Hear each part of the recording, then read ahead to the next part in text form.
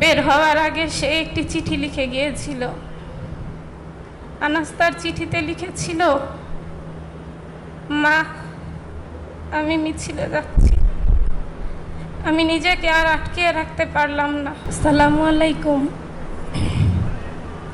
আজকের এই জুলাই গণ অভ্যুত্থান জাদুঘরের উদ্বোধনী অনুষ্ঠানে প্রধান অতিথি হিসেবে উপস্থিত আছেন গণপ্রজাতন্ত্রী বাংলাদেশ সরকারের মাননীয় প্রধানমন্ত্রী জনাব তারেক রহমান। অনুষ্ঠানে উপস্থিত মাননীয় মন্ত্রী, প্রতিমন্ত্রী ও উপস্থিত সম্মানিত অতিথিবৃন্দ, সবাইকে আমার শ্রদ্ধা। আমি সানজিদা খান দীপ্তি, শহীদ শাহরিয়ার খান আনাসের মা। আমার ছেলে শাহরিয়ার খান আনাস আদর্শ একাডেমি গ্যান্ডারিয়া স্কুলের বিজ্ঞান বিভাগের 10ম শ্রেণীর একজন ছাত্র ছিলেন। মৃত্যুকালে তার বয়স ছিল 16 বছর 9 মাস।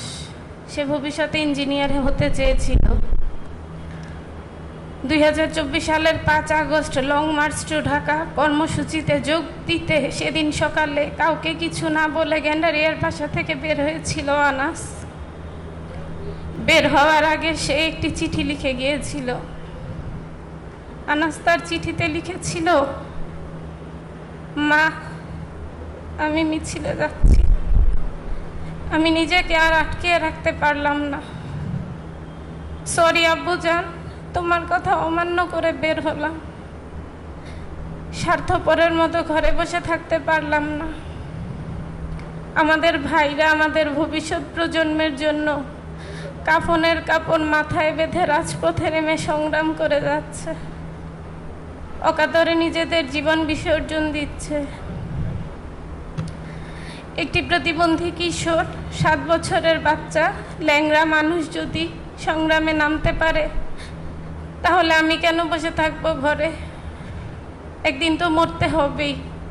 তাই মৃত্যুর ভয় করে স্বার্থপরের মতো ঘরে বসে না থেকে সংগ্রামে নেমে গুলি খেয়ে বীরের মতো মৃত্যু অধিক শ্রেষ্ঠ। যে অন্যের জন্য নিজের জীবনকে বিলিয়ে দেয়, সেই প্রকৃত মানুষ।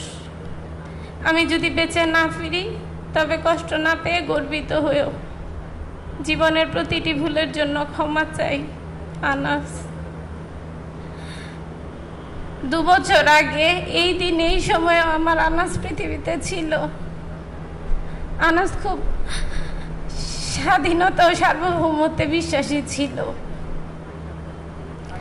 তার মতো 1400 শহীদ ও 30,000 আহত সন্তানদের আত্মত্যাগের বিনিময়ে আজকে আমরা এই ফ্যাসিস্ট মুক্ত দেশ পেয়েছি।